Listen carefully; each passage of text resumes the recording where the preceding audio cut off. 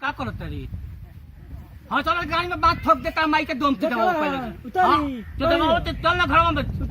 चल उतर कमा के तोरा उतर अब तू सर कहत रे ससुर